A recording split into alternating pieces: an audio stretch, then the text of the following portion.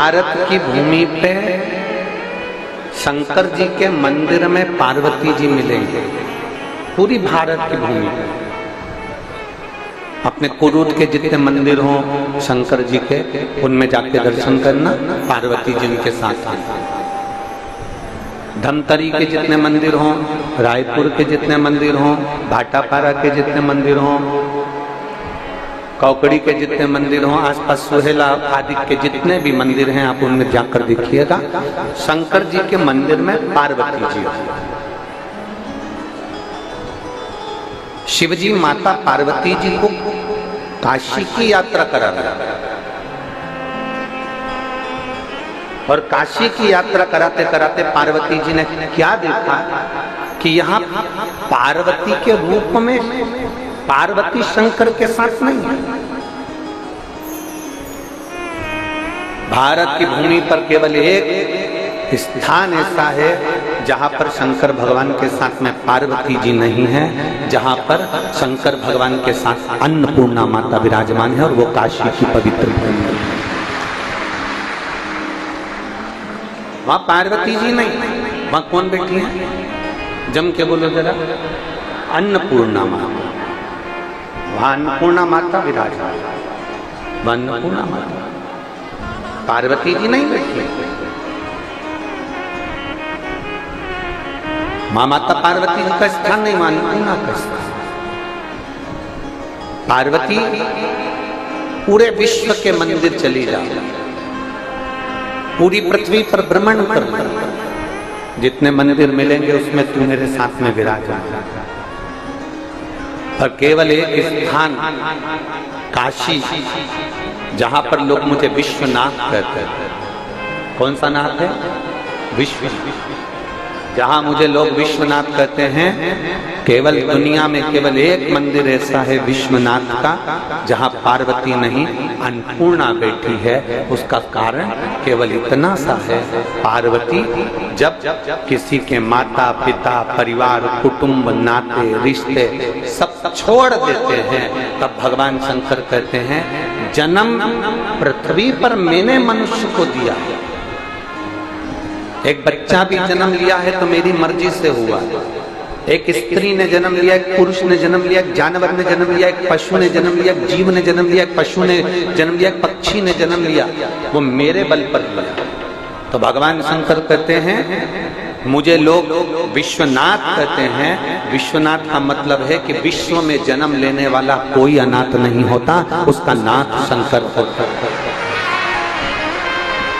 उसका नाथ शिव होता, उसका नाथ ओगरदानी होता। पार्वती यहां पर आप पार्वती बनकर नहीं बैठे, पार्वती आप यहां पर क्या बनकर बैठी हो? जम के बोलो जरा। अन्नपूर्णा। यहाँ आप पार्वती बनकर नहीं बैठी, आप यहाँ अन्नपूर्णा बनकर बैठी। अन्नपूर्णा का मतलब होता है कि संसार में मनुष्य भूखा उठता जरूर है, पर अन्नपूर्णा तू मेरे साथ विश्वनाथ के पास में बैठी है, इसलिए संसार का कोई मनुष्य भूखा सोता नहीं है। तो भूखा नहीं सोए, भूखा तो सो ही नहीं सकता।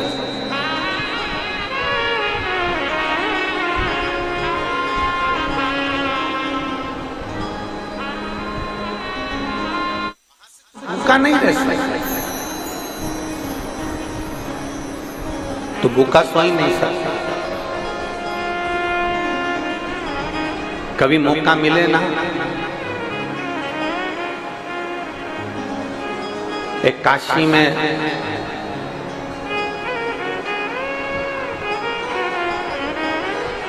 दीपावली के दूसरे दिन अन्नपूर्णा का खजाना लुटाया दिया गया। और कभी मौका मिले तो कुबेरेश्वर धाम पर, जिसका नाम कुबेर भंडारी है, कुबेरेश्वर सीहोर में, कभी मौका मिले तो दीपावली के दूसरे दिन वहां से भी खजाना दिया जाता है। ये दोनों खजाने एक ऐसे खजाने हैं जिसको लाल वस्त्र के अंदर अपनी अलमारी में अगर रखा जाए, कंगाल से कंगाल व्यक्ति भी एक न एक दिन धनपति होता है। तो केवल एक ही दिन मिलता है। अन्नपूर्णा का खजाना काशी में, कुबेर भंडारी का खजाना दीपावली के दूसरे दिन सुबह प्राप्त हो। शिव तत्व की प्राप्ति। पार्वती, मैं विश्वनाथ हूं। विश्वनाथ, मृत्यु लोक में जन्म लेने वाला कोई मनुष्य अनाथ नहीं है। कई माताएं कह देती है मैं तो अकेली पड़ गई। नहीं, कई बच्चे कह देते हैं गुरुजी हमारा कोई नहीं है, हम अकेले।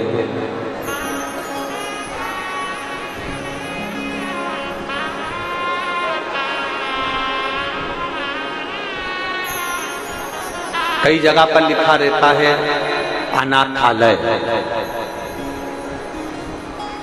कई जगह पर लिख देते हैं लोग अनाथालय,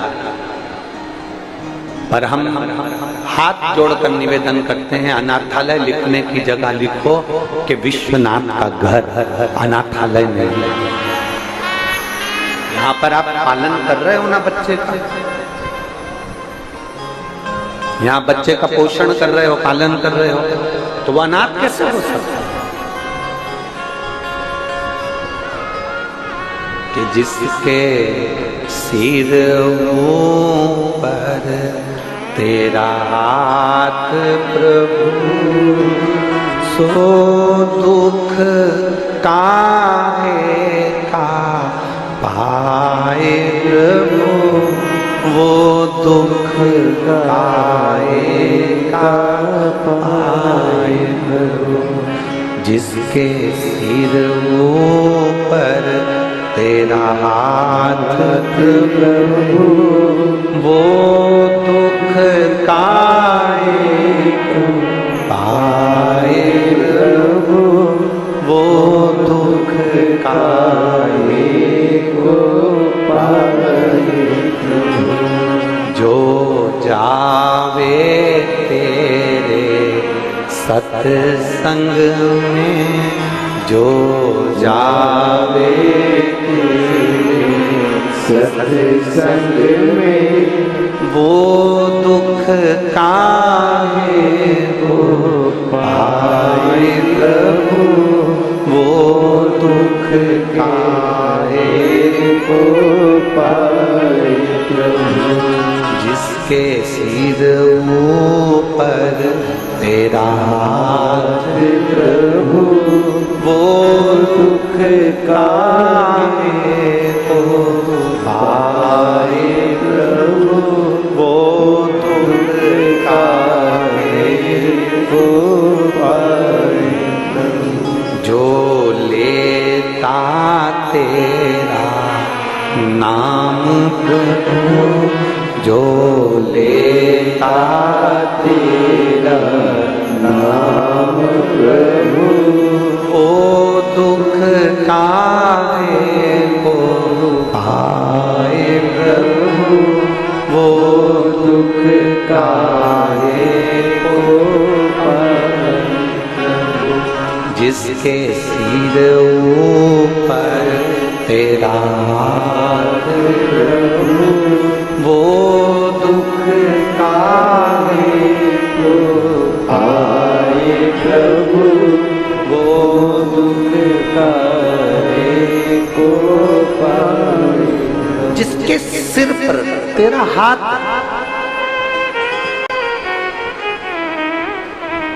जिसके सिर ऊपर तू बैठा है, जिसके मस्तक पर तेरा हाथ रखा हुआ, वो दुख कैसे पा सकता है? मेरी जीजियों, मेरे जीजाओं, मेरी बेटियों, मेरे बेटाओं, मेरी माताओं, मेरे भाई, मेरे बंधु, ध्यान। फ्रिज के अंदर मिठाई रख दो, सड़ेगी क्या? फ्रिज के अंदर दूध रख दो, सड़ेगा क्या? मलाई रख दो, सड़ेगी? श्रीखंड रख दो, सड़ेगा? सब्जी रखा, सड़ेगा? नहीं। फ्रिज के अंदर रखा है तो नहीं सड़ेगा। फ्रिज के बाहर होगा तो इतनी तेज गर्मी पड़ रही है वो सड़ा जाएगा। उसी तरह ये शिव महापुराण का पंडाल नहीं है, ये फ्रिज है। इसके अंदर जो आकर बैठ जाता है वो संसार में सड़ता नहीं है।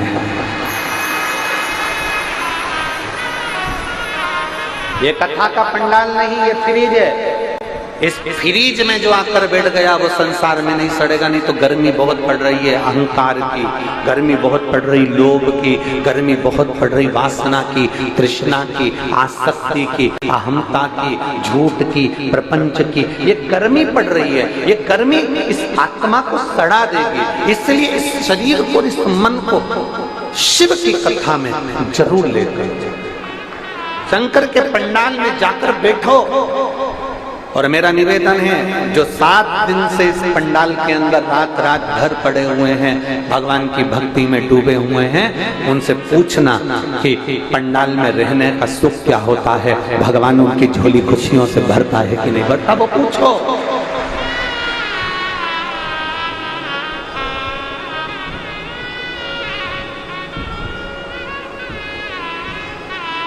हमसे अगर कोई जजमान बात करता है और हमसे पूछता है कि गुरुजी शिव महापुराण का सबसे ज्यादा फल कब मिलता है, हम उनसे कहते हैं अपना धन, अपनी चेन, मंगलसूत्र, मोबाइल, पर्स सब घर छोड़ो। भले तुम 5-6 दिन अपने घर में रहो, मना नहीं है, और भले तुम यजमान हो, एक रात्रि तुम कथा के पंडाल में दरी बिछाकर सोकर देखो, उसका आनंद क्या है, उसका सुख क्या होता है। श्रीमद् भागवत में तो लिखा हुआ है, भागवत के नियम में, कि दरी बिछाकर सोना चाहिए, एक समय फलाहार, एक समय भोजन करना चाहिए, फिर ऐसा करना चाहिए। श्रीमद् भागवत में बहुत सारे नियम बताए हैं। शिव महापुराण का कोई नियम नहीं है। शिव महापुराण का केवल एक नियम है कि जिस मन से, जिस भाव से, जिस दिल से आप शंकर के भक्त की सेवा कर सकते हो, उस भाव से करो। और शिव महापुराण की कथा को पंडाल में रहकर एक रात्रि विश्राम कर, एक रात्रि विश्राम क्यों? शिव महापुराण की कथा कहती है, काशी में एक रात्रि रुकोगे, सोमनाथ में एक रात्रि रुकोगे, महाकाल में एक रात्रि रुकोगे, ओंकारेश्वर में एक रात्रि रुकोगे। कभी तुम 12 ज्योतिर्लिंग की कथा सुनना, उसमें वर्णन आता है कि प्रत्येक ज्योतिर्लिंग में एक रात्रि जरूर रुकना चाहिए। और शिव महापुराण में लिखा वेद व्यास जी ने, अगर 12 ज्योतिर्लिंग में आप एक रात्रि नहीं रुक सकते तो शिव महापुराण के पंडाल में एक रात्रि रुकना चाहिए। एक रात्रि का विश्राम। इसलिए हम कहते हैं कथा का छठा दिन कौन सी रात्रि कहलाती है? शिवरात्रि। हम कहते हैं वो शिवरात्रि कहलाती है। एक रात्रि आप विश्राम कर कर शंकर को पाने का प्रयास करें। शिव को ढूंढते हैं।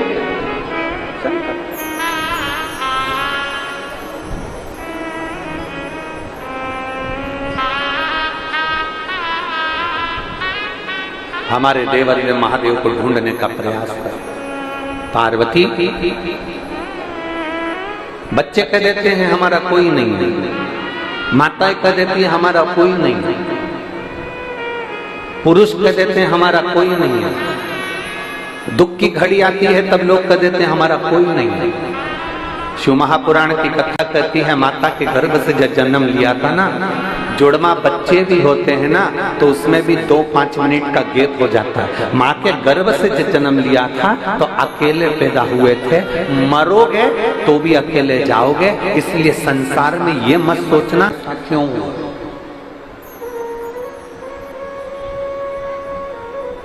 कारण क्या था? रुक्मणी जी का विवाह भगवान कृष्ण के साथ था।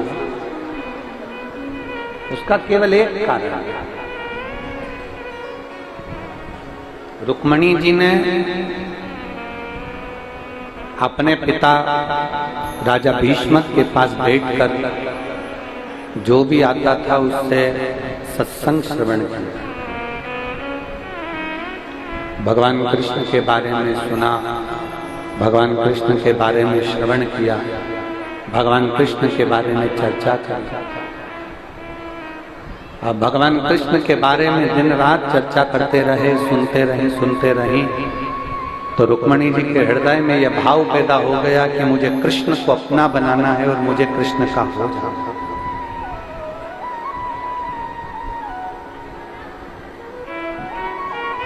रामचरितमानस में भी प्रसंग आता है कि प्रथम भक्ति संतन कर संगा, सत्संग करिए।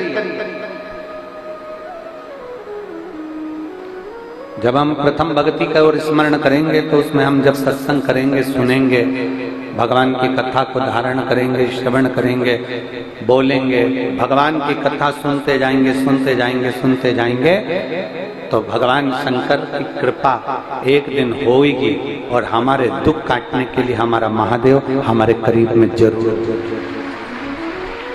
और केवल दुख काटने के लिए नहीं, अविरल भक्ति अगर कोई दे सकता है तो वो देवाधिदेव महादेव ही दे सकते। तुलसीदास जी लिखते हैं, जिन्होंने शंकर जी की आराधना नहीं करी उनको राम कभी नहीं मिल सकता। श्रीमद् भागवत में वर्णन आता है कि जिन्होंने कृष्ण की आराधना, भगवान शंकर की आराधना नहीं करी उनको कृष्ण मिल नहीं सकता। जिसने शिव की आराधना नहीं करी उसको नारायण मिल नहीं सकता। यीशु महापुराण की कथा कहती है कि शंकर की हम जितनी जितनी आराधना करते जाते हैं उतना राम और कृष्ण की अविरल भक्ति हमको प्राप्त होती चली जाती। राम और कृष्ण हमको हमारे करीब में मिलते चले, करीब। हाँ, बात रही संसार की, तो शिव महापुराण की कहती है ये संसार सागर में तो आप दुनिया के लिए कितना भी कर लो फिर भी कोई यश गाने वाला नहीं होगा, कोई आपका यश नहीं गाएगा।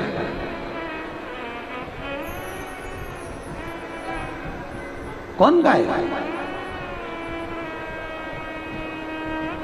आप मरे, आपकी नेम प्लेट गायब, बेटों की लग गई, बेटों के बाद में पोते की लग गई, पड़पोते की लग गई, गायब। पर यदि हमने भरोसा किया, एक पत्र है,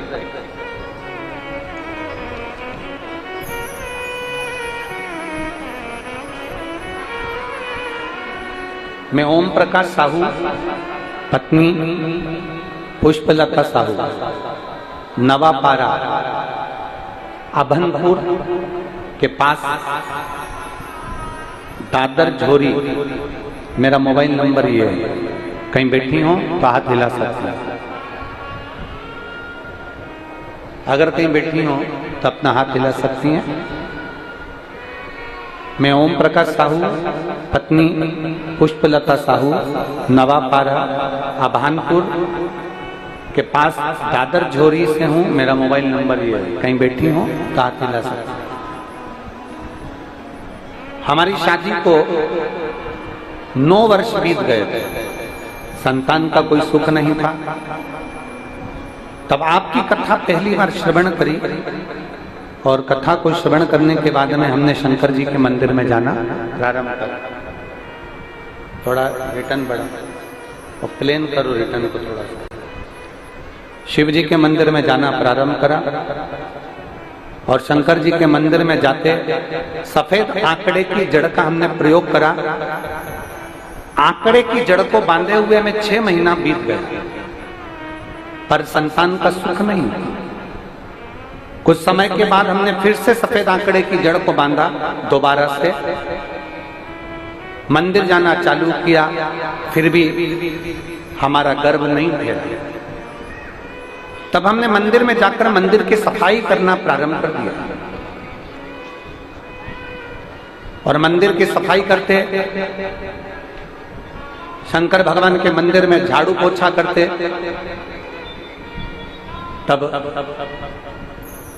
भाटापारा में, राजनंद गांव के आगे भाटापारा में आपकी कथा का स्मरण हुआ। फिर हम दोनों ने वहां पर कथा का स्मरण किया और पशुपति नाथ का व्रत हमने उसी समय पर चालू कर दिया। सीहोर के लिए रुद्राक्ष लेने पहुंचे, वहां से रुद्राक्ष लाए, उसका जल पिया। हम सीहोर होकर आए, उसके 3 महीने के बाद में हमारा गर्भ ठहर गया और बाबा की कृपा से जो 9 साल तक संतान नहीं था, 11/4/2023 को बाबा ने एक बच्चे को हमारी गोदी में दिया। हम बाबा को धन्यवाद देते हैं। मेरा गर्भ ठहरा और संतान की प्राप्ति हुई। जिसके फोटो मैं इस पत्र में लगा रही हूं। अगर कहीं बैठी हो तो हाथ हिला सकती हैं। पत्र में फोटो लगाए गए हैं जो आप एलईडी पर और आस्था चैनल पर देख। शिव तत्व की प्राप्ति इसी को करते। शंकर ओघड़ी की प्राप्ति इसी को करते। एक पत्र और है, देखो।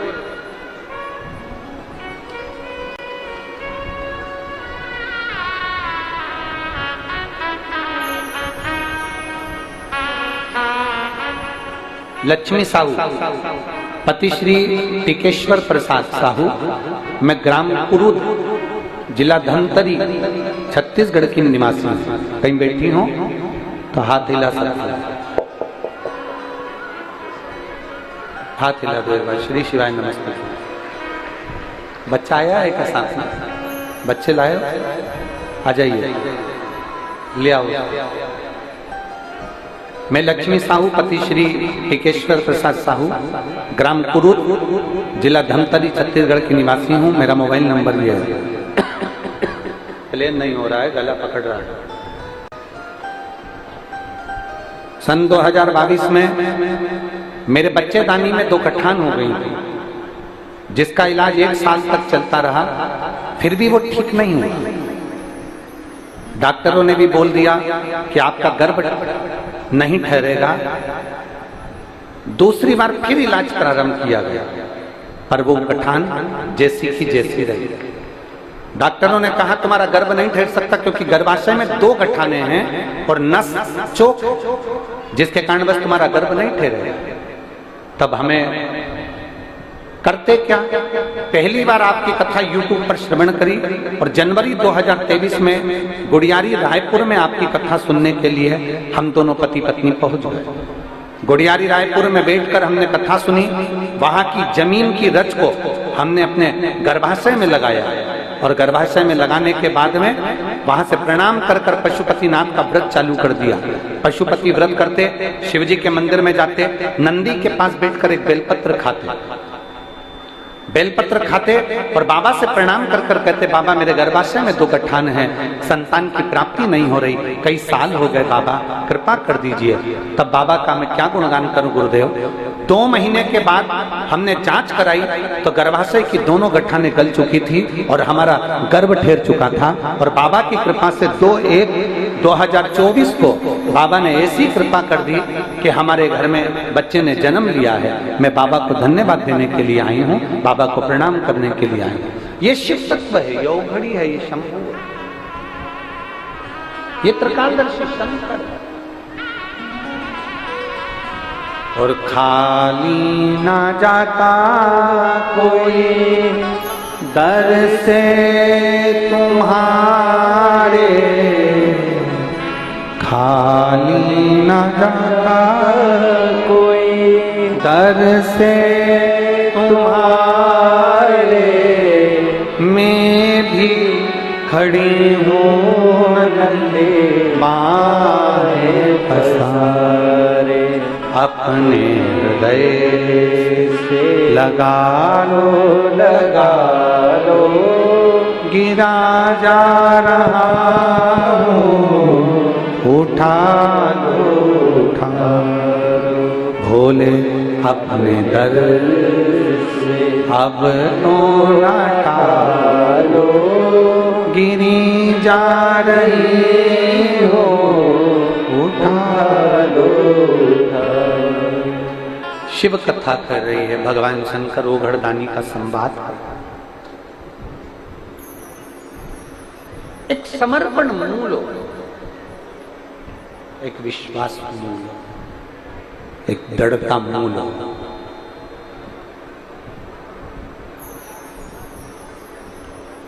तुम सोचो कि हम किसी को मोबाइल दिला दिए तो वो हमारी सुनेगा।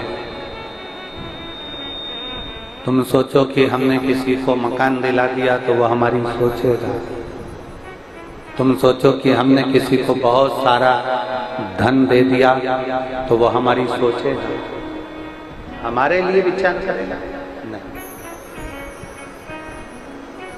पक्षी को अपने घर में कितना भी पाल, पक्षी उड़ेगा ना तो तुम्हारी छत पर नहीं बैठेगा, वो दूसरे की छत पर ही बैठेगा।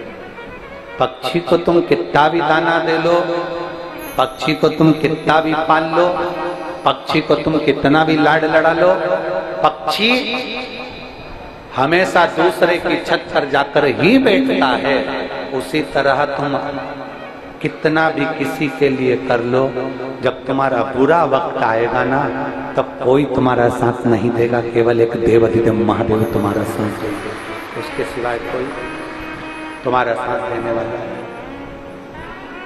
कोई नहीं। अंत समय प्रभु आना पड़ेगा, वचन दिया निभाना पड़ेगा। आए प्रभु कुटुंब कबीला, अंत समय प्रभु आना पड़ेगा, और वचन दिया तो निभाना पड़ेगा। कौन सा? पक्षी को दाना खिला लो, पक्षी दूसरे की छत पर ही जाकर बैठे, दूसरे की छत।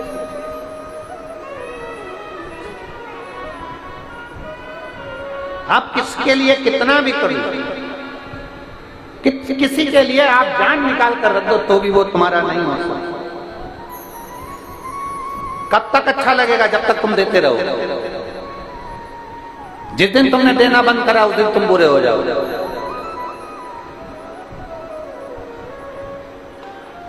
ये दुनिया के लोग तुम्हारी अच्छाई नहीं देखते, दुनिया के लोग तुम्हारी बुराई देखने के लिए बैठते हैं। अच्छाई देखने के लिए कोई नहीं बैठेगा, दुनिया के लोग तुम्हारी बुराई देखने के लिए बैठते हैं। तुमने क्या अच्छा करा उससे कोई मतलब नहीं है, तुमने क्या करा संसार के लिए उससे कोई मतलब नहीं है, तुमने दुनिया के लिए क्या करा उससे मतलब नहीं है। पर तुमने कुछ जरा सा भी गड़बड़ कर दिया, तुमने जरा सा भी कुछ अपशब्द कह दिया, तुमने जो जरा सा भी कुछ गड़बड़ किया, बस दुनिया के लोग उसका पीछा पकड़। ये दुनिया है, इसका नाम ही दुनिया। दुनिया का मतलब है दो मुंह के लोग, दुगनिया। दुनिया का मतलब है दो मुंह के लोग, दो तरह के लोग, दो विचार के लोग, दो सोच के लोग।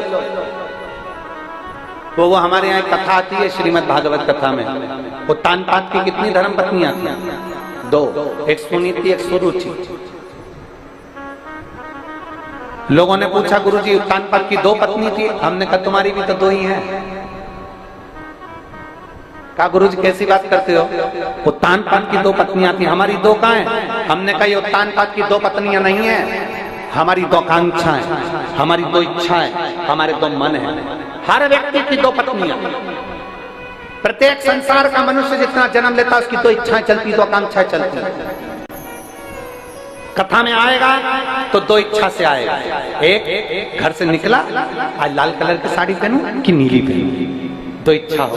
अलमारी खोली तो दो इच्छा हो, ये पहनूं कि ये।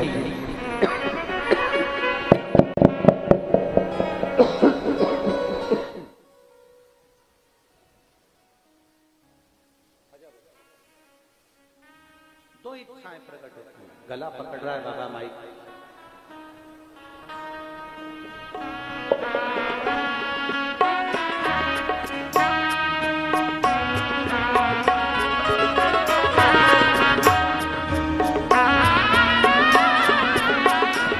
ये गर्भाशय में दो गठान थी और डॉक्टर ने मना कर दिया था संतान के लिए। ये देवाधिदेव महादेव की कृपा से पशुपति व्रत और शिव के मंदिर में जो झाड़ू पोछा करा, सेवा करी,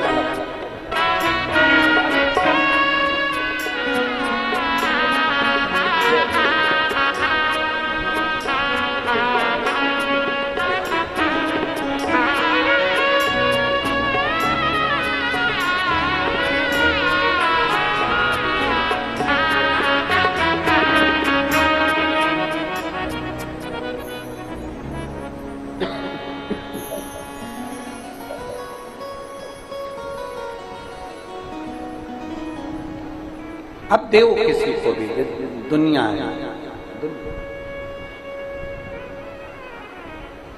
कितना भी कर लो किसी को, कोई साथ में नहीं, कोई। और अंत समय आना पड़ेगा, वचन दिया तो निभाना पड़ेगा। आए ना आए प्रभु कुटुंब कबीरा, अंत समय प्रभु आना पड़ेगा। अब किसके आश्रित होकर, किसके आश्रित? उत्तान पाद की दो धर्म पत्नियां सुनीति, सुरुचि। लोग कहते हैं हमारी एक है, हमने कहते दो मन, दो चित्त, दो वृत्ति, दो इच्छा, आकांक्षा, दो। एक मन कर रहा है कथा में जाना है, दूसरा मन कह रहा है बहुत भीड़ पड़ रही है। हो गए दो मन। एक मन कर रहा है कथा में जाना है, दूसरा कर रहा है बहुत गर्मी पड़ रही है। एक मन कर रहा है कथा में आ भी गई तो इधर बैठूं कि उधर बैठूं, दो मन है। इधर बैठ जाऊंगी महाराज अच्छे से दिख जाएंगे, उधर बैठ जाऊंगी तो ये संगीत वाले बीच में इनकी खोपड़ी आड़ गए।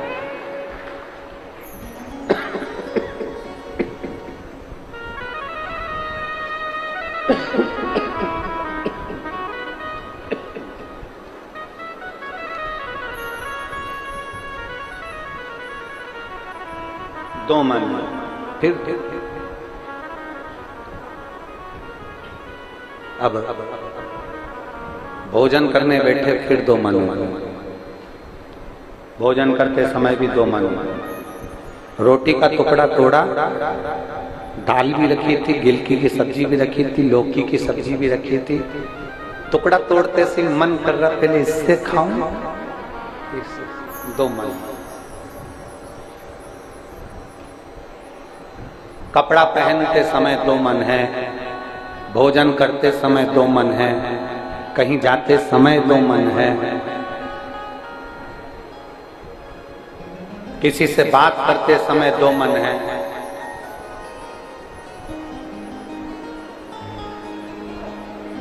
किसी से मिल रहे हैं तो दो मन है।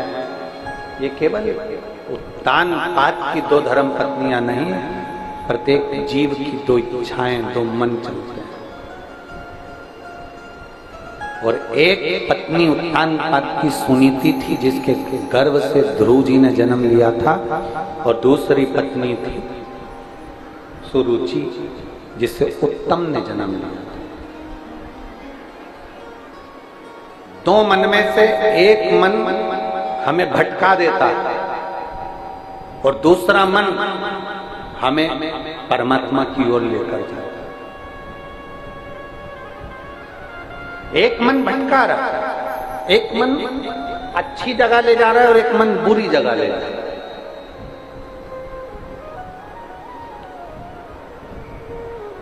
ये जो क्या बोलते हैं इनको, पीने वाले उनको क्या बोलते हैं देसी भाषा में, बेवड़ा। ये जितने पीने वाले होते हैं ना, इनको देसी भाषा में लोग कहते हैं पिया हुआ है और बहुत। इस कसम खा लेते हैं, कसम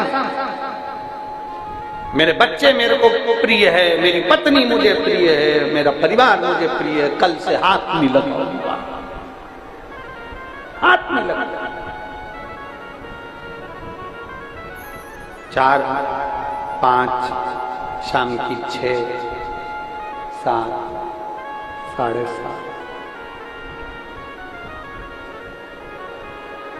चला, फिर भी करा। किसी ने पूछा क्यों पी? बहुत गम था, आज मेरा दिल दुख रहा था इसलिए पी। अच्छा, अब एक बार इसके घर में बहुत खुशियां आ गई, शादी आ गया, ब्याह आ गया, फिर किसी ने पूछा क्यों पी? आज मेरा दिल बड़ा खुश था। शिव महापुराण की कथा कहती है बहुत खुशी अगर घर में है ना तो मदिरा मत पियो, बहुत खुशी में शिव नाम और राम नाम पियो। बहुत दुख है ना, बहुत दुखी हो गए ना, बहुत तकलीफ में हो गए ना, मदिरा मत पियो, मैं खाने मत जाओ, मदिरा की दुकान पर मत जाओ, बहुत दुखी होना तो शंकर के दरवाजे पर चले जाओ, शिव के द्वार पर जाओ। हम आपसे पूछेंगे, एक उत्तर दोगी मेरी जीजियों? जब व्यक्ति बहुत दुखी होता है, बहुत कर्जे में डूब जाता है, बहुत तकलीफ में आ जाता है, बहुत तकलीफ में आ जाता है, तो घर में जितना सोना होता है, चेन, पाटली, चूड़ी, चांदी का सामान, घर का जो व्यक्ति होता है वो सारा सोने चांदी का सामान किसके यहाँ लेकर जाता है? जम के बोलो, सुनार। सुनार ने पूछा भैया ये भाभी के कड़े क्यों ले आया? दुख की घड़ी चल रही है, बहुत टेंशन चल रहा है। सुनार कहेगा भैया ये भाभी का हार क्यों ले आया? दुख की घड़ी चल रही है, तकलीफ चल रही है, इसलिए सुनार के यहाँ पर सोना लेकर चलो। जब कर्जा हो जाता है, दुख आता है, तकलीफ बढ़ जाती है, तो घर का सोना सुनार के पास लेकर जाते हो। उसी तरह जब दुख आ जाए, तकलीफ आ जाए, कष्ट आ जाए, बीमारी आ जाए, याद रखना जैसे दुख की घड़ी में घर का सोना सुनार के यहाँ ले जाते हो, सुनार के यहाँ सोना मत ले जाओ, दुख की घड़ी में तुम महादेव के पास चले जाओ। दुख की घड़ी में तुम महादेव के पास जाओ। एक बार सुनार भी तुमसे कहता है, सोना चांदी वाला भी कहता है भाभी का कड़ा क्यों ले आया, भाभी का हार क्यों ले आया, बड़ी मुश्किल से बनवाया था रे, ले जा वापिस ले जा। सुनार एक बार तो समझाता जरूर है कि इसको ले जाओ, मत बेच, क्यों बेच रहा है, ले जा, थोड़ा समय और निकले, समझाता है। दुख की घड़ी आए तुम मेरे महादेव के चरणों में जाओ, मेरे शिव की शरण। और फिर निवेदन करूंगा इस महापुराण के माध्यम से, बहुत ज्यादा यदि दुख आ जाए, बहुत, तो तुम्हारे नजदीक में कहीं शिव महापुराण की कथा हो ना, और मेरा कुबेर भंडारी आया हुआ हो, तो एक बार पंडाल में बैठकर शिव महापुराण की कथा 5-7 दिन की श्रवण। घर से चलो, एक छाता, 2 पानी की बोतल, बिछाने की दरी, ओढ़ने का कम्बल, साथ में एक डब्बे में थोड़ा सा चिवड़ा बना लो, परमल रख लो, या रोटी बनाकर 2-1 दिन की, उसमें ठेसा वगैरह जो भी हो, चटनी वगैरह लेकर चलो, अपना खा लिया, सो गए, सो।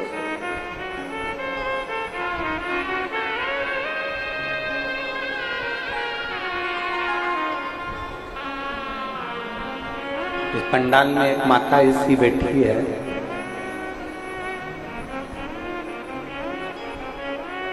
उम्र है लगभग 78 साल की। उसका पत्र हम लेकर नहीं आए, जहां हम ठहरे हैं वहां रखा है। 78 वर्ष की है।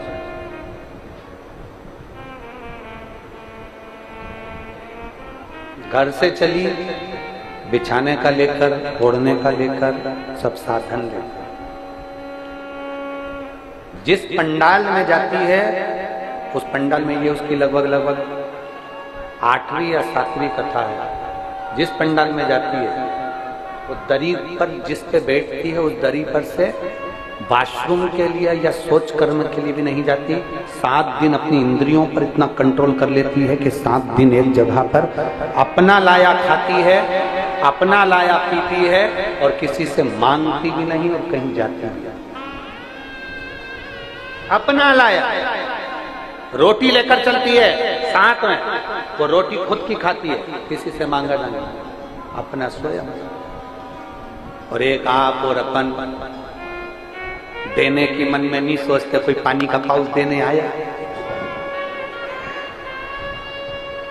घर से चली थी, 5 पानी के पाउच अपने को लेकर चलना था कि मेरी अड़ोसन पड़ोसन धड़ोसन को दूर। बाटल पानी के अपने साथ लेकर चलूंगी, अपनी पड़ोसन को दूंगी। बिस्कुट का पैकेट लेकर चलूंगा, दूसरे को दूंगा। और जिन जिन ने यहाँ पर इस पंडाल के अंदर जिसने खिलाया एक बिस्कुट का पैकेट का एक टुकड़ा भी, एक पानी की बोतल भी किसी को पिलाई है, एक इतनी बड़ी डायरी में लिखकर रखना। हम 3 महीना की गारंटी नहीं ले रहे, हम तो ये अमलेश्वर की कथा की गारंटी ले रहे हैं। 4 दिन बाद फिर मिलेंगे और बताना कि 50 रुपए खर्च करे थे तो 50 के दुगने चौगने हुए कि नहीं। छत्तीसगढ़ छोड़कर कहीं नहीं जा रहा, यहीं पे है तुम्हारे पास में, कि तुमने 10 रुपए का किसी को खिलाया तो उसका फल मिला कि नहीं। सोलापुर से सत्यनारायण रामदयाल मालपानी जी संभाजी नगर से, चक्रेश कुमार जैन, अरुण जैन, रुचि कुणाल जैन दिल्ली से, स्वर्गीय मथुरा प्रसाद जी, राम देवी जी, चंद्रभान जी चतुर्वेदी जी किस्मती में चतुर्वेदी परिवार झांसी से, विनय जी पांचाल, नैना जी पांचाल मुंबई से, उषा जी, सोनाली जी, रूपाली जी द्विवेदी, विनय कुमार जी हमीरपुर से, नीलेश शिल्पा कोठारी मुंबई से, बलदेव सिंह ठाकुर, राम अवतार सिंह ठाकुर जी, अंजलि ठाकुर गुड़ियारी रायपुर से, प्रमांशु कटियार, रक्षा कटियार, सुभाष चंद्र कटियार बेंगलोर से। एक बार जोरदार ताली बजाएं सभी यजमान परिवार के लिए, जो भगवान कुबेर भंडारी की कृपा से, कुबेरेश्वर महादेव की दया से, भगवान देवादिदेव महादेव की कृपा से इस पवित्र पावन कंकर शंकर की भूमि पर जो मुख्य यजमान का पद ग्रहण करे हैं। शिव कृपा के बिना कुछ भी संभव नहीं है। भगवान देवादिदेव महादेव की करुणा के बिना एक श्वास भी चलना, एक अंश मात्र भी हम कोई कर्म करें तो वो नहीं हो सकता।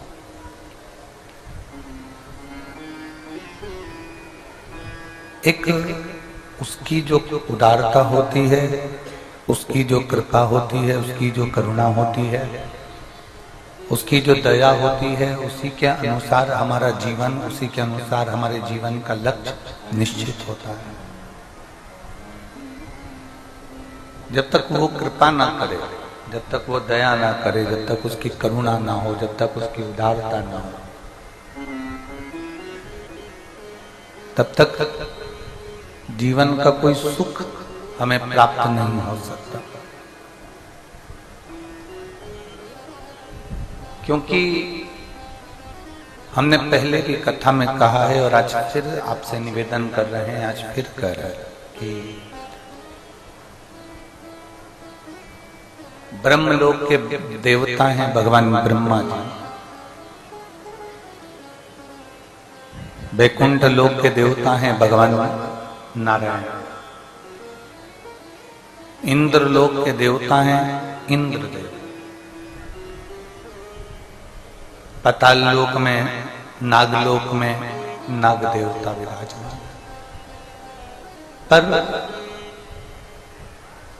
संपूर्ण जगत के कल्याण के लिए सृष्टि में जन्म लेने वाले, संपूर्ण विश्व के उद्धार के लिए मनुष्य, जलचर, थलचर, वायुचर जो जीव हैं उनके कल्याण के लिए केवल एक देव को पृथ्वी पर भेजा गया है और वो देवादिदेव महा।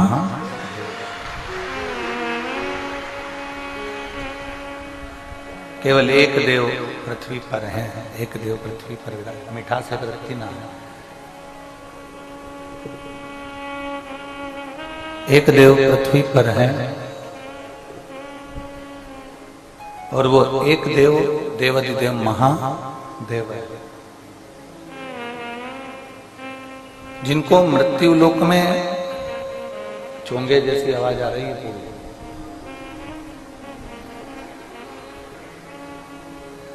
जिनको मृत्यु लोक में जनमानस के कल्याण के लिए, संपूर्ण विश्व के उद्धार के लिए एक एक जीव के कल्याण हेतु उनको इस मृत्यु लोक में भेजा गया है, संसार सागर में भेजा गया है।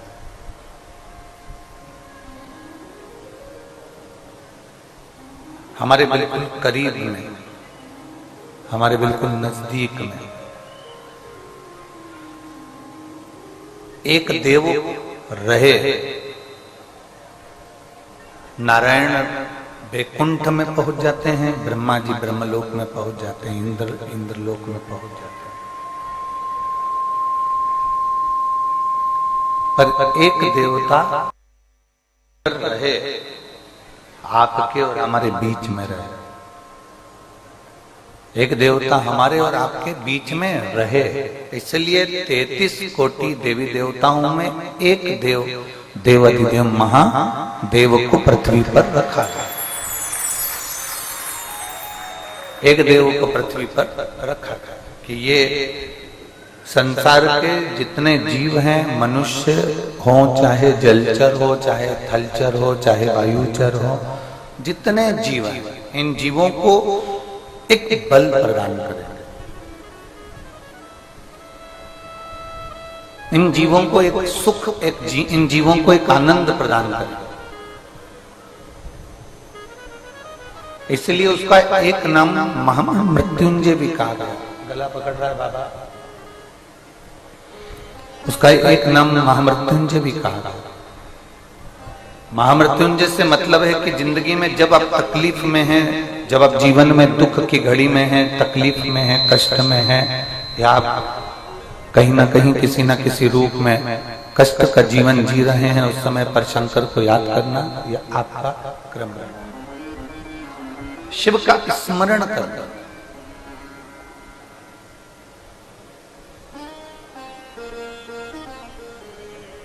पर एक बात बहुत ध्यान दो, कई लोगों के मन में प्रश्न खड़ा हो जाता है कि हम पहले भी शंकर भगवान को जल चढ़ाते थे, हम पहले भी भगवान शंकर की भक्ति करते थे, हम पहले भी भगवान शिव की भक्ति में डूबे रहते थे, हम पहले भी भगवान शंकर को हमने जल समर्पित करा है, हमने पहले भी भगवान शंकर को जल चढ़ाया है, हमने पहले भी भगवान शंकर के मंदिर गए हैं, उनकी पूजन करी है, उनकी अर्चना करी है, उनकी आराधना करी है। पहले फल क्यों नहीं मिला और आज हम भगवान शंकर की भक्ति कर रहे हैं, भगवान शंकर की आराधना कर रहे हैं, तो हमको फल प्राप्त हो जाता है। आज हम भगवान शिव की भक्ति में डूबे और हमें उसका फल प्राप्त हो जाता है। उसका कारण क्या है कि जैसे प्रत्येक मनुष्य के शरीर में शुगर होती है, प्रत्येक मानव के शरीर में शुगर है, प्रत्येक मानव के शरीर में शुगर विराजमान है, शक्कर है प्रत्येक शरीर में, पर डॉक्टर चेक कर कर बताता है कि तुम्हारी शुगर ऊंची है, नीची है कि लेवल में है। थोड़ी बहुत भी शक्कर ऊंची नीची गई, थोड़ी बहुत भी शुगर ऊपर नीचे गई, तो डॉक्टर कह देता है कि शुगर कंट्रोल में नहीं है, शक्कर कंट्रोल में नहीं। डॉक्टर ने कह दिया कि ये शुगर कंट्रोल में नहीं है, ये शक्कर कंट्रोल में नहीं है, ये शुगर लेवल में नहीं है, ये शक्कर कंट्रोल में नहीं है। डॉक्टर कह देता है कि ये शुगर का लेवल ठीक नहीं है, ये शक्कर का लेवल ठीक नहीं है। पीछे आवाज नहीं जा रही है, सबसे आखिरी के पंडालों में और बाहर भी आवाज नहीं आती। साउंड बिल्कुल सेट नहीं है, रखती हुई।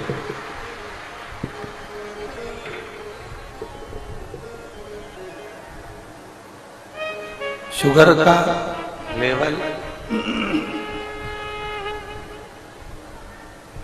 ऊंचा नीचा होता है।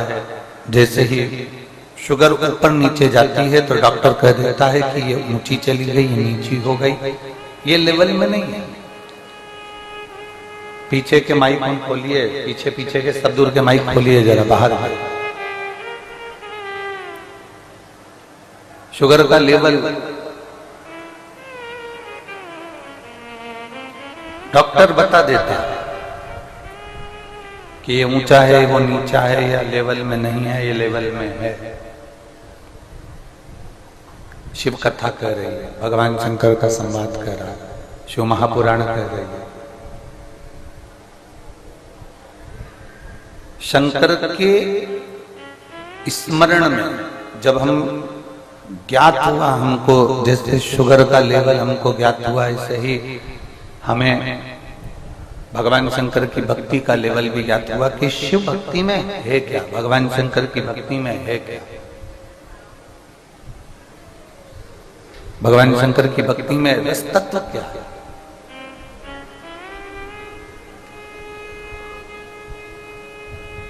और जब हमें ज्ञात हो गया कि ये अशोक सुंदरी का स्थान है, ये गणेश जी का स्थान है, ये कार्तिकेय जी का स्थान है, ये माँ पार्वती जी का स्थान है, ये शिवलिंग शंकर का स्थान है, ऊपर से जो जल एक एक बूंद टपक रहा है, ये भगवान शंकर की 5 लड़कियों का स्थान है। जब हमें ज्ञात हो गया तो हमको अनुभव हुआ कि हम अगर इस स्थान पर जल समर्पित करते हैं, या इस स्थान पर हम पहुंचते हैं, या हम भगवान शंकर की ऐसी भक्ति को अगर हम प्राप्त करते हैं, तो बाबा हमारा सुनेगा, ये निश्चित है। और बाबा सुनकर हमारी झोली खुशियों से भरेगा, ये निश्चित है।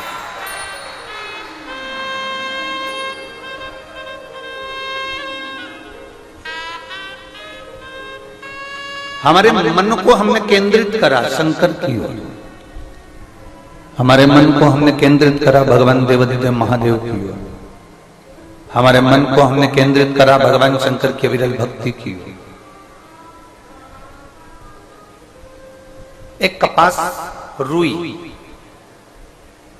कपास में आग लगाओगे कितनी देर लगेगी जलने में? जम के बोलो जरा जल्दी से। एक क्षण कपास में आग लगाई तुमने, कपास में जैसे आग लगाओगे एक क्षण में वो राख हो जाएगा, एक क्षण में वो समाप्त हो जाएगा। कपास एक क्षण में जलकर राख हो जाता है, एक क्षण के अंदर कपास जलकर राख हो गया। और यदि कपास में, रुई में, कपास में आपने घी लगा लिया, कपास में रुई में अगर वो घी मिल गया, कपास में रुई में अगर आपने वो घी डुबो दिया, फिर वो एक क्षण में जल जाएगा क्या? बोलो बोलो जमते बोलो, जलेगा नहीं। वो एक क्षण में जलने वाला नहीं है, वो एक क्षण में समाप्त होने वाला नहीं है। फिर वो घंटों तक 15 मिनट, 10 मिनट, 5 मिनट, 20 मिनट, जितना उसमें घी है उतना वो, जितना उसमें ग्रत है फिर उस हिसाब से वो,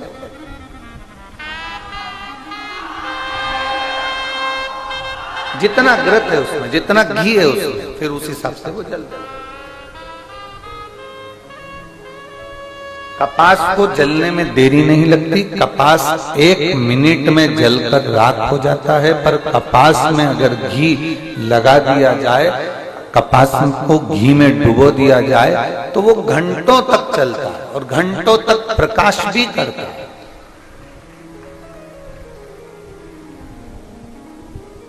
आप और हम सब कपास हैं, दुनिया के तानों से, दुनिया के शब्द से, दुनिया की गाली से, दुनिया के आड़े टेढ़े विचारों से, दुनिया के तानों से, दुनिया के अपशब्द से हम तुरंत जल जाते हैं, तुरंत।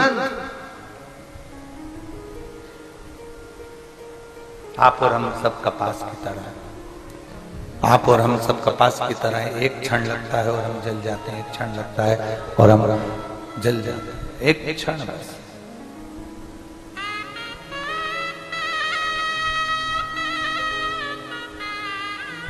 तुरंत क्रोध आएगा, तुरंत अपशब्द निकल जाएगा, तुरंत किसी ने कुछ कहा और तुरंत हमारे मुख से अपशब्द निकल गया, तुरंत कुछ ताने निकल गए, तुरंत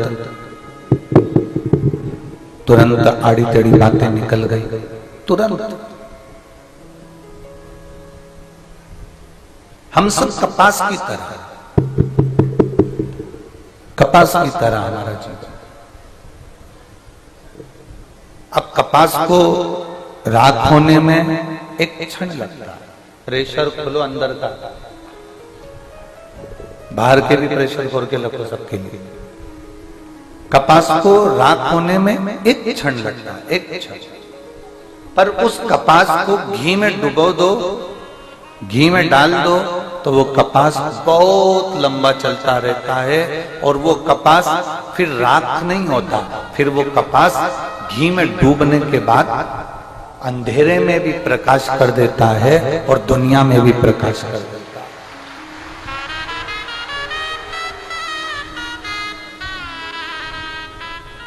आप और हम सब कपास हैं। आप और हम सब लोग कपास की तरह हैं। किसी ने कुछ कहा जल गए, किसी ने कुछ कहा क्रोध आ गया, किसी ने कुछ कहा शब्द तुरंत हमको क्रोध आ गया। ये सब जल रहा है, ये सब अपन कपास की तरह जल रहा है।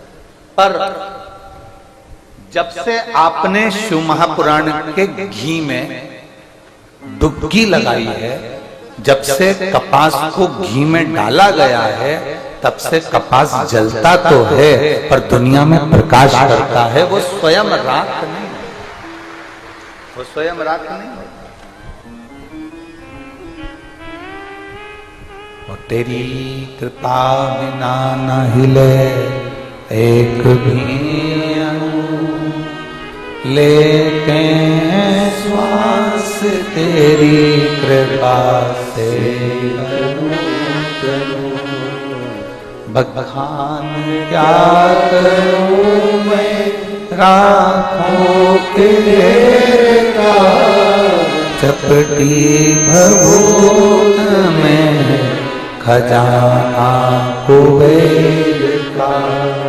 हे गंगाधार मुक्तिवार ओंकार तू, भोले ओंकार तू।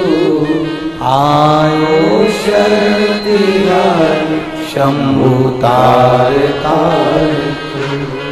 बखान क्या करूं मैं राखों के ढेर का, चपटी भभूत में खजाना कुबेर का। हे गंगाधार मुक्तिवार ओंकार तू, भोले ओंकार तू। आयो शरण तिहारी शंभु तार तार तू। एक शिव पुराण के घी में, शंकर की ये पुराण, शिव पुराण एक घी का काम करती, एक घृत का काम करती। इसमें ये शरीर, इसमें ये चित्त, इसमें ये मन, ये कपास की तरह जो ये शरीर है, कपास की तरह जो ये मन है, कपास की तरह ये जीवन है, इसको अपन ने वो डुबो दिया उस चोंगे जैसी आवाज आ रही है, उसको सेट तो करो, बेस वगैरह डालकर उसको सेटिंग तो करिए। कपास को आपने शिव पुराण रूपी घृत में उसको डुबो दिया।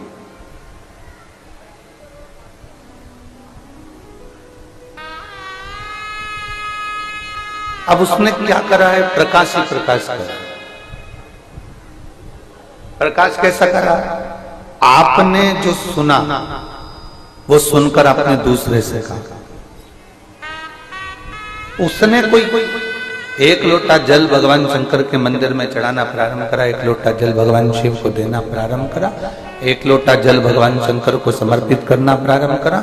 और वो जब समर्पित करना प्रारंभ करा तो उसके जीवन में भी प्रकाश आया, उसके जीवन में भी प्रकाश आया। अर्थात केवल शिव पुराण ये चीज जरूर जानती है कि जिसने जिसने जिस रूप में किसी को शिव पुराण के बारे में बताया, शिव पुराण के बारे में वर्णन किया, वैसे वैसे उस तत्व को उसने जाना और जानने के बाद उसके जीवन में प्रकाश तत्व आया।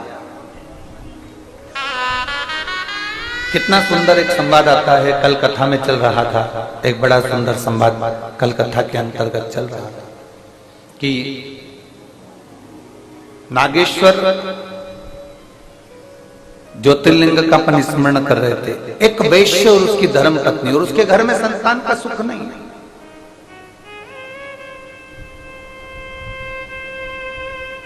उसके घर में औलाद का सुख नहीं है।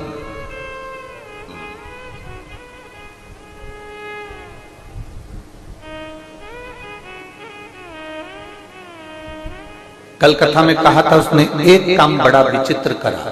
कौन सा काम करा? वंश को बढ़ाने का सबसे सुंदर तरीका है।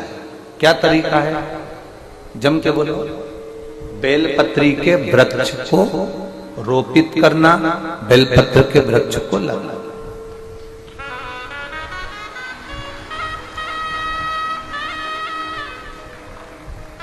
यहां जितने बैठे हैं, जितने आस्था चैनल पर कथा सुन रहे हैं, जितने फेसबुक पर कथा सुन रहे हैं, जितने लोग इस पवित्र कथा का तत्व ग्रहण कर रहे हैं, उनसे एक बात जरूर कहेंगे कि बेलपत्र का वृक्ष, ये जरूरी नहीं कि आपके घर में औलाद है तो आप बेलपत्री का वृक्ष नहीं लगाएंगे।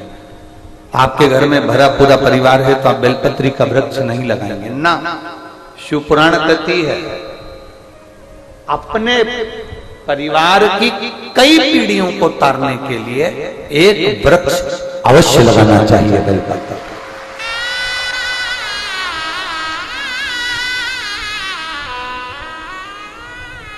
एक वृक्ष बेलपत्र का अवश्य लगा, और इतना छोटा सा वृक्ष नहीं जिसको रोपित कर दिया और बाद में बकरी खा गई। बहुत सारा वृक्षारोपण होता है, बहुत सारा, और बहुत सारे वृक्षारोपण में, बहुत सारे वृक्षारोपण जब होता है, उस वृक्षारोपण में जब वृक्षारोपण किया जाता है तब तो मालूम पड़े बहुत खर्चा भी होता है, सारी व्यवस्था भी होती है, सब कुछ होता है, फोटो भी बहुत सारे खिंचाते हैं, और बाद में उस वहां से निकल कर जाओ तो मालूम पड़ता है वो वृक्ष ही गायब हो जाता है। ऐसा वृक्षारोपण नहीं चाहिए।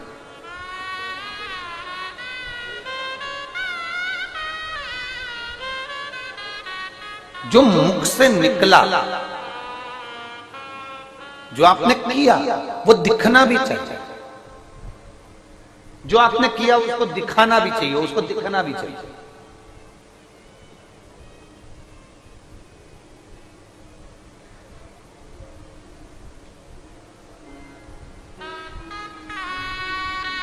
अपना किया गया कर्म अगर दिखे ना तो उसकी कोई श्रेष्ठता नहीं।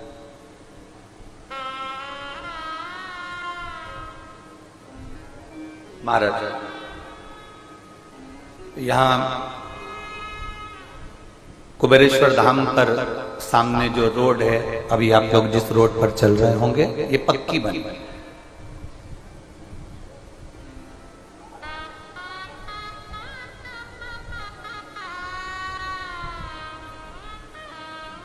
मैं माननीय सीहोर विधायक सुदेश जी राय जी को इसलिए धन्यवाद दूंगा क्योंकि हमने जब उनसे कहा कि ये रोड का नापतोल सही नहीं हो रहा है और ये रोड जो है ठीक नहीं है, फिर वो बैठे साथ में माननीय कलेक्टर महोदय को धन्यवाद दूंगा सीहोर के, जिन्होंने फिर इस रोड के लिए मैप तैयार करा। हमारे बीच में विधायक जी की धर्मपत्नी विराजमान, उनको भी धन्यवाद साझा। माननीय कलेक्टर महोदय जी ने इस रोड मैप को तैयार करा और रोड मैप तैयार होकर फिर ये भोपाल गया और भोपाल से सील साइन होकर फिर यहाँ आया।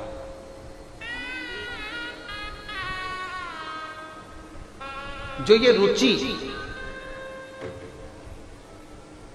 ये जो रुचि माननीय कलेक्टर महोदय जी को, ये जो रुचि उत्पन्न हुई इस रोड के निर्माण की, माननीय विधायक महोदय जी को, एसडीएम जी को, एसपी सर को, जो कमिश्नर आदि जितने भी अधिकारी हैं, उन्होंने इसको जब निश्चित किया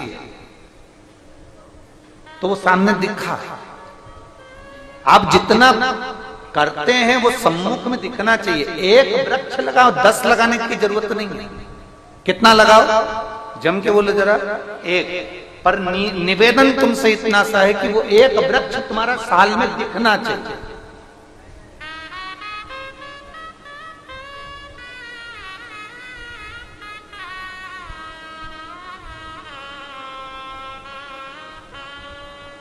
अगर वो एक वृक्ष भी ना दिखे ना तो उसका जीवन का कोई तत्व नहीं। फिर तुमने 10 वृक्ष लगाए, कोई काम के नहीं। एक अच्छे से लगाओ, थोड़ा बड़ा करिए, रोपित करिए, उसको बड़ा करने के बाद उसको फिर कहीं, तो जरूरी नहीं कि मंदिर में लगाना जरूरी है, जरूरी नहीं कि तुम्हारे बगीचे में ही लगाना जरूरी है, जरूरी नहीं कि गार्डन में लगाना जरूरी है। बेलपत्री का वृक्ष तुम चलते चलते किसी रास्ते से निकल कर जा रहे हो, गाड़ी में रख लीजिए, उसके चलते चलते रोड के किनारे पर थोड़ा सा खड्डा खोदकर, जहां पर पानी, तालाब, नदी, कोई स्थान ऐसा दिखे कि तुम पानी डालने भी नहीं आ सकते, तो ये तालाब का पानी, नहर का पानी, नदी का पानी, कुएं का पानी कोई ढोलेगा, कोई हेडपंप का पानी कुछ निकलेगा, तो वहां वो पानी पहुंच जाएगा। ऐसी जगह पर लगाओ कि दूसरी बार निकलो तो उस पेड़ की छांव में आप बैठकर जीवन का आनंद पा सकते।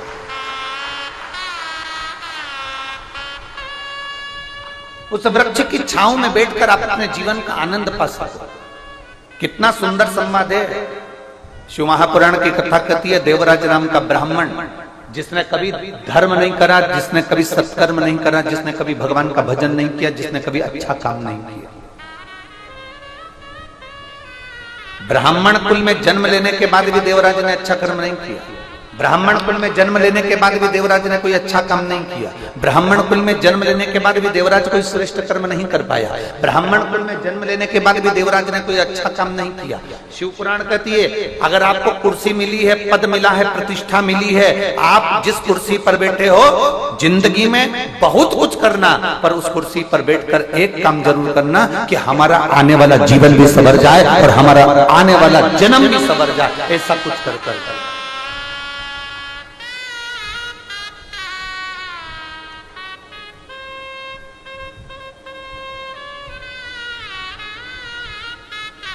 आने वाला जीवन भी सवरे, वो मूल है। आने वाला जीवन सवर।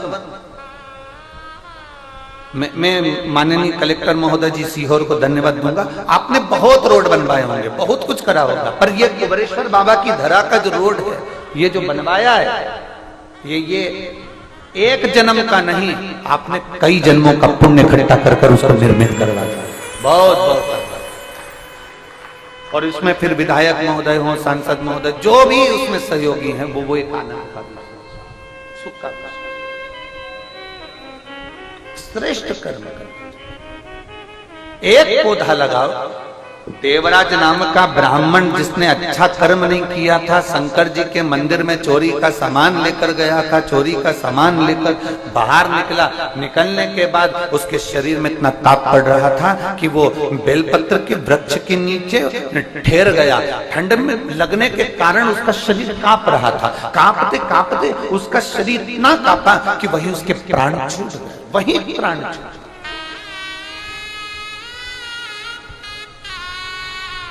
उसी पल उसके प्राण छूट गए।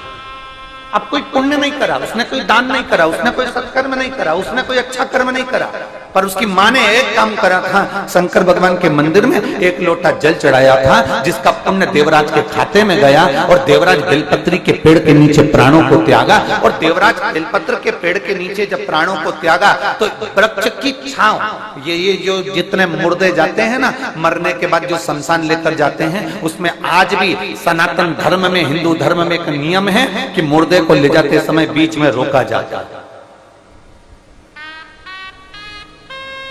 सनातन हिंदू धर्म में आज भी नियम है कि मुर्दे को लेकर जाते हैं, शमशान लेकर जाते हैं, तो मुर्दे को एक जगह पर रोकते हैं। अब दुनिया के लोगों को तो मालूम नहीं कि क्यों रोकते हैं, पर उसका प्रमाण शिव महापुराण के अंतर्गत आता है कि देवराज बेलपत्री के वृक्ष के नीचे जब रुका, चोरी का धन ले जाते समय बेलपत्र के वृक्ष के नीचे रुकता है, तो उसके प्राण छूटते हैं और शंकर भगवान उसको कैलाश लेकर चले जाते हैं।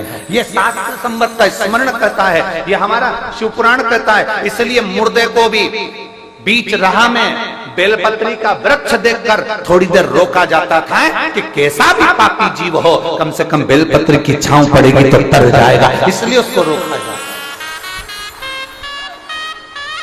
अब समझने वाला समझे, ना समझने वाला ना समझे, उसमें स्मरण की शक्ति का भाव उत्पन्न हो।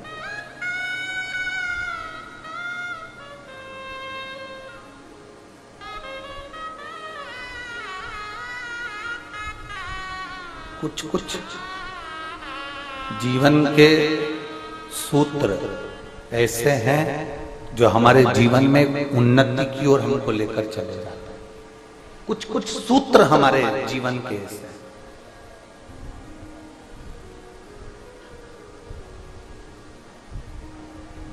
कुछ अच्छा कर जैसे कल माननीय मंत्री महोदय आए थे करण सिंह जी वर्मा जी, राजस्व मंत्री, उन्होंने कहा कि 1 रोड और निर्माण होगा कुबेरेश्वर धाम के लिए। बड़ी साधुता है, एक बार जोरदार ताली बजाओ उनके लिए, बड़ी साधुता।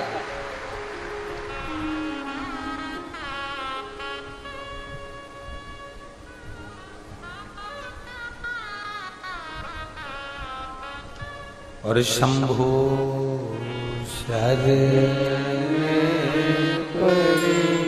मांगो घड़ी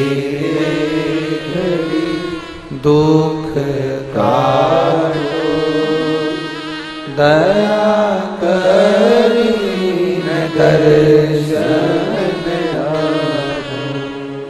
शंभो शरणे पड़ी मांगो घड़ी रे घड़ी दुख काटो, दया करी दर्शन आपो। भेष डालो भेष।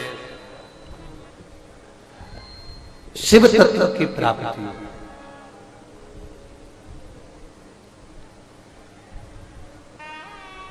अच्छा करते चलो, अपने जीवन में कुछ श्रेष्ठ कर्म करते चलो, अपने जीवन में कुछ अच्छा करते चलिए। मिठास नहीं आ रही है साउंड में, बिल्कुल गला पकड़ रहा है, खींच रहा है वो, बोलने में।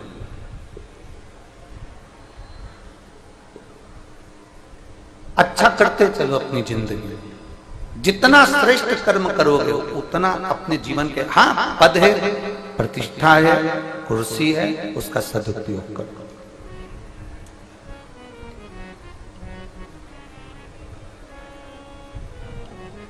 जो दिया भगवान ने उसका सदुपयोग करो। और यहाँ जितने यजमान बैठे हैं, मेरा सारे यजमानों से निवेदन है, भगवान ने तुमको जो ये यजमान की कुर्सी दी है ना, यजमान का जो पद तुमको दिया है, डीले कम करो। यजमान का जो पद दिया है तुमको, यजमान पद की कुर्सी जो दी है, यजमान पद की जो प्रतिष्ठा तुमको दी है,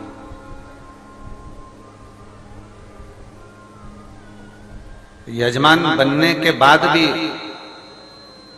तुम केवल कथा नहीं सुनना है, केवल आपको यजमान बनने के बाद केवल आपको भोजन ग्रहण नहीं करना है। यजमान बनने के बाद आपको काम करना है कि रसोई घर में जा